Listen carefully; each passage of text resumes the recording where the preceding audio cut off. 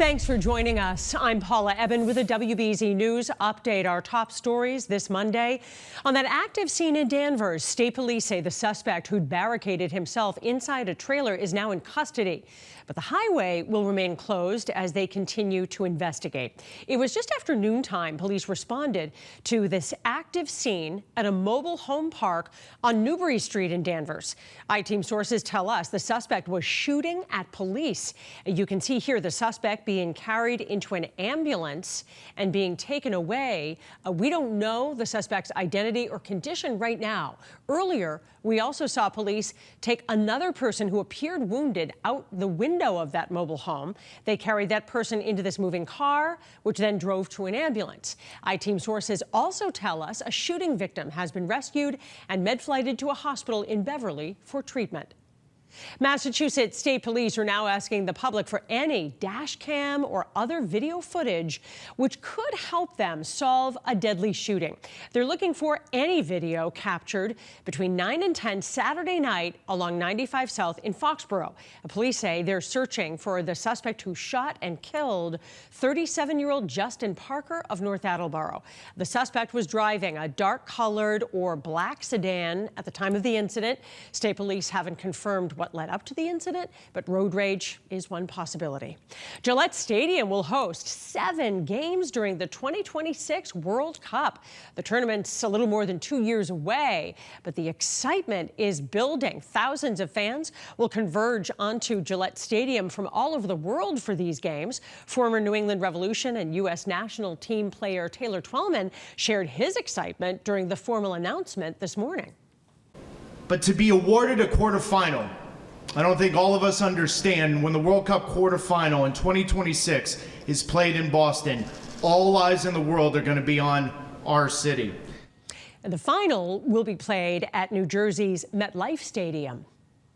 The sun is out, and let's get a check of the forecast now with meteorologist Jacob Wycoff.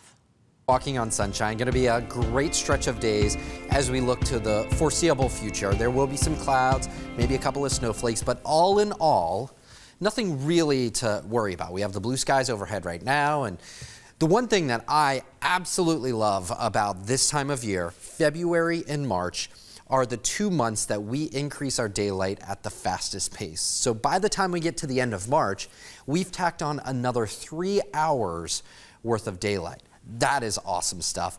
And so spring sort of right around the corner, no matter what that groundhog said though last week. I do think that we're not done with winter just yet, and I'll have more as we get towards Valentine's Day with the storm that's kind of lurking a little bit. We're watching that closely. Otherwise, blue skies, a few clouds starting to creep into the picture from the east to the west. That is this big coastal storm bringing blizzard-like conditions to Nova Scotia. They have feet of snow and really strong winds. We just missed a good one with that one.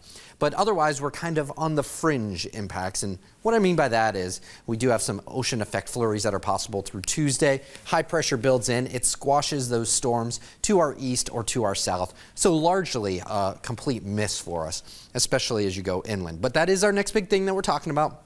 A storm to bring just some slight impacts to the coastline, some ocean effect snow showers and some gusty winds along with cloudy skies. We'll call it partly cloudy skies towards the middle part of the week. Mid-30s right now in Boston, 36 in Bedford. With a northerly wind for the Cape and Islands, it still has a bite in the air. So if you are heading out, don't be deceived.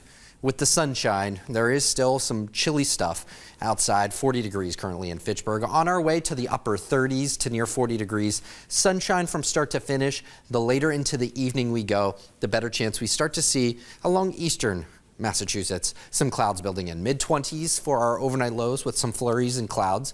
Tomorrow, mainly dry for most of us, but there will be some clouds and flurries for the South Shore and the southeastern coastline. Again, mid-30s for our highs.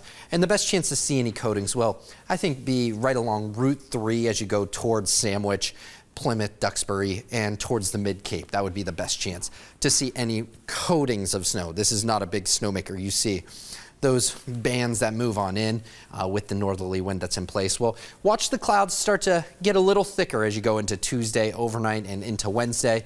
So we'll call Wednesday partly to mostly cloudy. But otherwise, it's about the dry weather ahead. Really can't buy a raindrop, which isn't a bad thing. It allows our water tables to kind of reset a little bit after just a soaking December and January. Here's our 7-day forecast. Mid 30s to upper 30s to near 40 degrees. By the time we get to Thursday and Friday, we're in the upper 40s to near 50 degrees. And look at Saturday, mid 50s with some raindrops. Paula? Thanks, Jacob. I'm Paula Ebben. This has been a WBZ News Update.